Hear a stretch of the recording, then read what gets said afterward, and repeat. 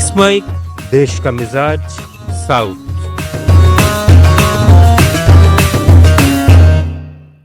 Let's mic देश का मिजाज और खबरें दक्षिण भारत से।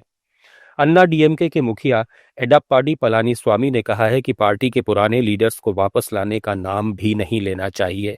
ये वे लोग हैं जिन्होंने 2022 में पार्टी हेडक्वार्टर तोड़ा था और 2017 में 18 विधायकों का अपहरण करवाया था।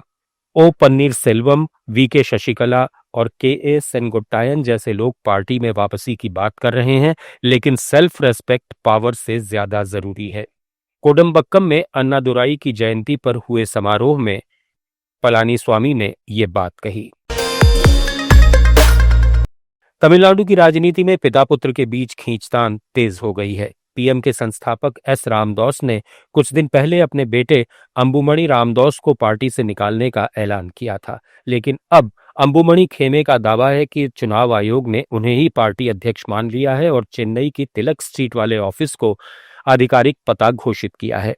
प्रवक्ता के बालू ने चेन्नई में प्रेस ब्रीफिंग में कहा कि 2026 विधानसभा चुनाव में पार्टी उम्मीदवारों के लिए फॉर्म ए और बी पर सिर्फ अंबुमणि के ही दस्तखत मान्य होंगे।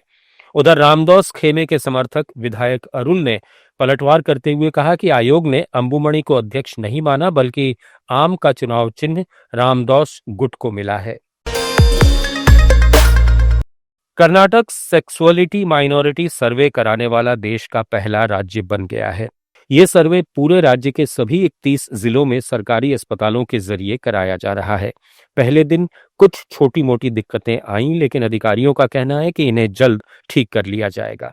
इस सर्वे का मकसद है ट्रांसजेंडर समुदाय के 40,000 से ज्यादा लोगों के बारे में जानकारी जुटाना, जैसे कि उनके घर, नौकरी और शिक्षा की स्थिति। इससे सरकार उनके लिए बेहतर नीतियां बना सकेगी। आंध्र प्रदेश के मुख्यमंत्री एन चंद्रबाबू नायडू ने कलेक्टरों से कहा है कि वे 15% ग्रोथ रेट का लक्ष्य हासिल करने के लिए जी जान से जुट जाएं।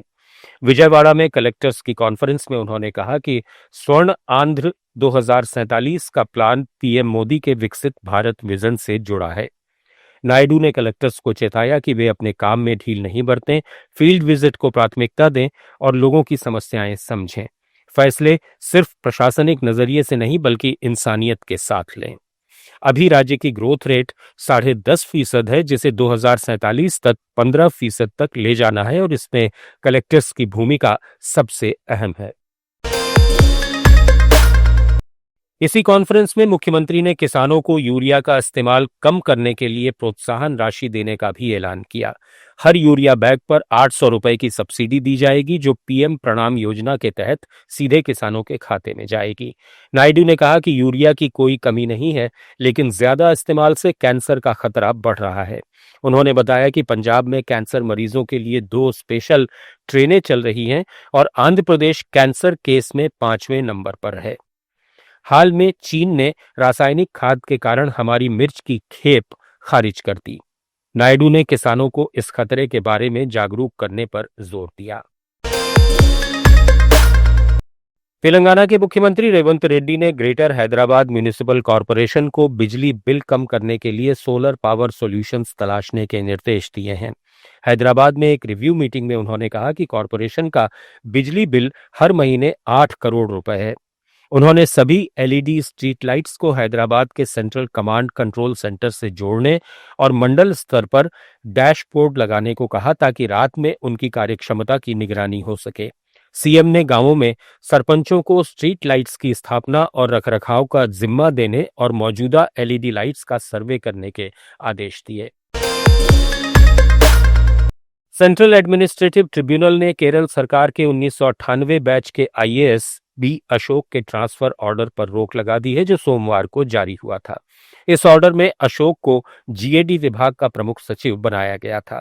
ट्रिब्यूनल ने अपना पुराना अंतरिम आदेश बरकरार रखा, जिसमें अशोक का प्रमुख कृषि प्रिंसिपल सचिव और कृषि उत्पादन आयुक्त के पद से ट्रांसफर कर Kerala transport development finance corporation का एमडी बनाने का आदेश रोका गया था।